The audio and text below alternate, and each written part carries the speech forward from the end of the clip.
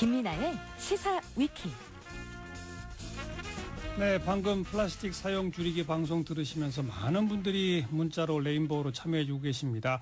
동백나무 또 최미경님 등은 기업의 생산 구조부터 바뀌어야 됩니다.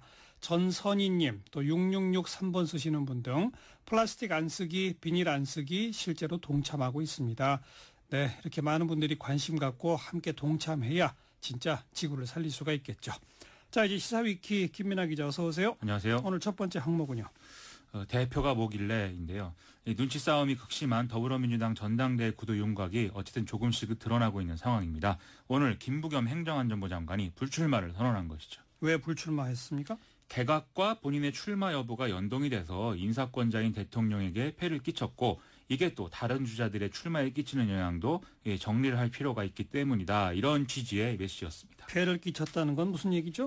이게 지난번에 이제 논란이 된 인터뷰 얘기인데요. 인사권자가 허락하지 않았는데 전당대회 출마할 수 있겠느냐. 인사권자가 뭐 전당대회 출마하는 것을 허락하면 사인을 주지 않겠느냐 뭐 이런 얘기를 한 거죠. 그렇죠. 그게 이제 김부겸 장관이 개각 대상에 들어가게 되면 문심을 얻고 전당대회에 나가는 모양처럼 된다. 이 얘기를 하면서 당내에서 워낙 비판을 많이 받았거든요.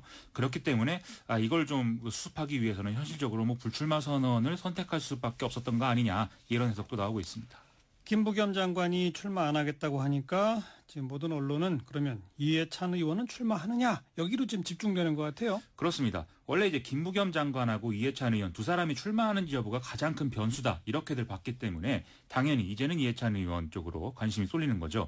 이해찬 의원 측은 지금 20일부터가 후보 등록이기 때문에 하루 이틀 내에 입장을 변화된 상황에 맞춰서 정리를 하겠다 이런 얘기를 하고 있는데요. 어제까지는 좀 불출마하는 쪽으로 기운 거 아니냐 이런 관측이 나왔었는데 오늘은 또 김부겸 장관도 안 나온다니까 좀 또 출마 쪽으로 기울지 않겠느냐 이런 얘기가 좀 막 오가는 그런 상황입니다. 왜 이렇게 결정이 어렵나요? 여러 가지 얘기가 너무 많이 나오고 있는데 예를 들면 지금 당 원로가 이 다른 주자들이 상대적으로 젊은데 좀 젊은 사람들에게 기회를 줘야 되는 거 아니냐 이런 얘기가 있는 반면 지금 또 좀 안정감이 필요한 상황이다. 예를 들면 최고위원에 출마하신다는 분들은 젊거나 또 초선인 사람들이 많은데 그렇다면 당대표는 좀 안정감 있는 사람으로 해야 되는 거 아니냐 이런 얘기들이 막 부딪히면서 이해찬 의원의 출마 여부가 이제 계속 결정이 안 되는 그런 상황으로 가고 있는 것 같습니다. 그래서 이제 뭐 친문 단일화 이런 얘기도 막 나오면서 이게 이제 이해찬 의원의 출마하고 또 같이 언급이 됐었는데요. 마침 또 전해철 의원이 불출마를 선언하기는 했죠.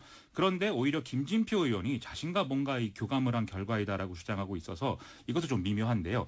지난 경기도지사 경선 때 김진표 의원이 전해철 의원을 뭐 전폭적으로 도와줬다고 하는데 이것과 관련이 있는 그런 입장이라고 보여집니다. 김진표 의원은 오늘 아침 우리 뉴스쇼랑도 인터뷰했죠. 그렇습니다. 경제를 컨셉으로 내세우는 것 같아요. 이 재무부 관료 출신이고 참여정부 때 경제부총리를 했고요. 문재인 정권 초기에 국정기획자문위원장을 해서 이런 경제, 뭐 정책 이런 분야 아주 밝은 캐릭터라는 것이죠. 올해와 내년에 특히 경제 분야에서 성과를 내는 게 중요하기 때문에 본인 역할이 필요하다. 이걸 좀 강하게 주장을 하고 있습니다. 반면 약점도 있는 걸로 지적이 되는데요. 종교인 과세라든지 뭐 이런 쟁점에서 너무 종교계로 좀 기울어져 있다. 이런 비판을 받은 바가 있다는 점. 그리고 개혁적이라기보다는 중도적이다. 이런 평가를 받는다는 점. 그리고 또 고령이다라는 점 등이죠. 이 당 원로라고 지금 말씀드린 이해찬 의원보다도 5살이 많은 상황입니다. 네. 전해철 의원, 김진표 의원 얘기를 했는데 원래 전해철 의원은 뭐 최재성 의원이랑 단일화하는 것처럼 얘기하지 않았어요? 그래서 이 최재성 의원 쪽은 마치 전해철, 김진표 두 사람이 단일화한 것처럼 지금 언론 보도가 나오는 게 좀 불쾌하다. 이런 반응도 지금 보이고 있다고 하거든요. 그러면서 김진표 의원하고는 지금 뭐 단일화 논의는 안 한다. 이런 주장을 하고 있는 것인데 결국은 뭐 출마를 하는 쪽으로 기울고 있는 상황이다. 이렇게들 보고 있습니다. 하지만 뭐 아직 입장이 공식적으로 나오진 않아서 좀 두고 봐야 될 문제인 것 같습니다. 또 다른 사람들은 누가 있습니까? 이른바 비주류로 분류되는 주자들이 쭉 있는데요. 뭐 설훈, 이인영 의원의 경우에는 19일 최종 단일화를 시도한다 이렇게 얘기를 하는데 합의가 지금 잘 안 되는 그런 분위기라고 하고요. 박영선 의원의 경우에는 원래 오늘 정도에는 출마 선언을 한다는 얘기가 있었는데 다시 좀 고민을 하는 상황인 것 같습니다. 송영길 의원 내일 출마 선언한 예정이라고 하고 김두관, 이종걸 의원들도 지금 나온다고 하는 분위기인데요. 20일, 21일 양일간 이제 후보 등록이 이루어지고 그러면 27일 날 예비 경선에서 3명을 이제 대상으로 이제 하거든요. 나머지 컷오프하는 거고요. 그래서 여기에 들어가느냐 이걸 놓고 지금 각자 셈법이 굉장히 복잡한 상황입니다. 복잡하네요. 자, 두 번째 시사위키 항목은요. 드루킹 특검 지금 수사에 속도를 내고 있는데요. 오늘은 드루킹이 만든 경공모의 핵심 인사인 도모 변호사가 긴급 체포가 됐습니다. 이 도모 변호사는 아보카라는 필명을 쓰는 인물인데요. 오사카 총영사로 추천이 됐던 그런 인물로 알려져 있죠. 왜 체포가 됐나요? 지금 혐의가 두 가지인데요. 하나는 정치자금법 위반이고 또 하나는 증거 위조입니다. 노회찬 정의당 의원에게 원내대표에게 5천만 원을 전달을 했고 이 돈 중에 4,190만 원을 돌려받은 것처럼 증거를 위조했다라는 내용인데요. 이 도 변호사가 이걸 조사하는 과정에 신적 불안을 좀 보였고 또 증거 위조가 혐의이기 때문에 부득이 체포했다라는 게 특검의 설명입니다. 그럼 지금 특검 측은 노회찬 의원이 돈을 받았다고 보는 거네요. 그렇죠. 2016년도에 노회찬 의원 측이 5천만 원을 받았다. 이 혐의에 대해서 당시에 검찰이 수사를 했는데 무혐의가 나오지 않았습니까? 특검팀은 이때 도 변호사가 제출한 증거인 이 4천만 원 상당의 5만 원 돈다발 사진이 있는데 이게 애초에 인출됐던 5천만 원하고는 다른 돈이다. 즉 다른 돈을 지금 같은 돈으로 사진을 찍어서 제출한 것이다. 이렇게 판단을 한 것입니다. 예. 구체적으로는 이 돈을 묶은 띠지가 이제 달랐다라는 것이고요. 그래서 특검팀은 노회찬 의원 측을 좀 조사할 필요성이 있다라고 얘기를 했는데 소환 일정에 대해서는 지금 함구하고 있는 상황입니다. 반면 노회찬 의원 측은 뭐 돈 거래나 이런 거는 사실이 아니다. 이런 입장을 내놓고 있습니다. 이것도 하나의 쟁점이네요. 그렇습니다. 또 김경수 지사의 전 보좌관에 대한 압수수색 오늘 진행됐죠. 500만 원을 받았다. 이게 이제 그 보도가 됐던 한모 씨의 자택과 차량이 오늘 압수수색이 됐는데요. 이 정치 자금을 제공했다는 게 노회찬 의원뿐만이 아니라 김경수 지사 측에도 뭐 추가로 있었던 것인지 등을 확인하려는 게 핵심인 것 같습니다. 그럼 김경수 지사도 이제 조사받게 되는 겁니까?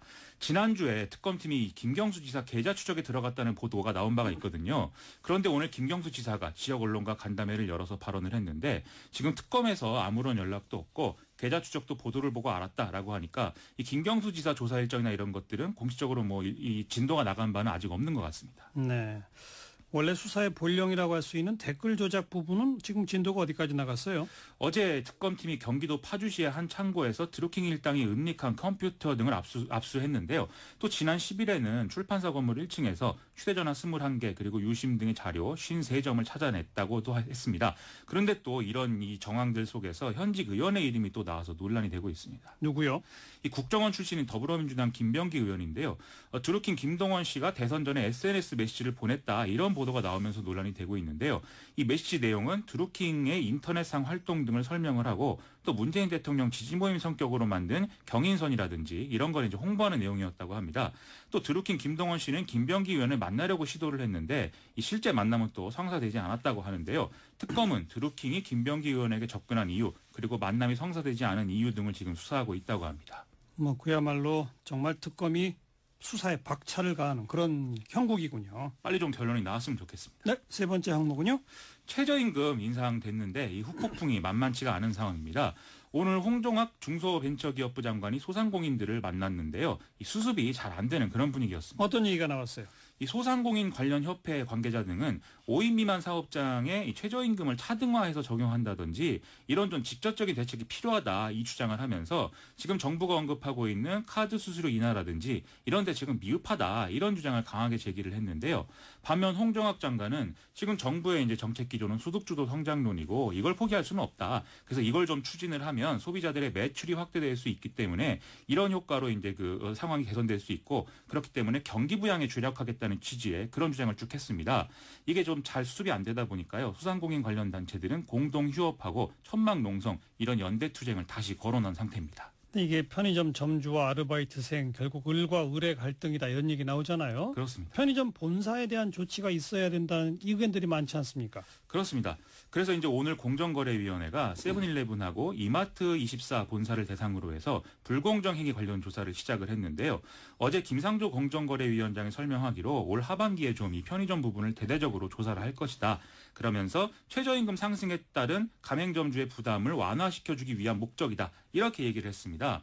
하지만 편의점 이 본사 측은요. 최저임금 부담을 본사가 지게 되면은 결국 제품 가격이 올라가서 소비자가 피해를 볼 수 있다. 이런 반론을 내놓고 있는 상황입니다. 네.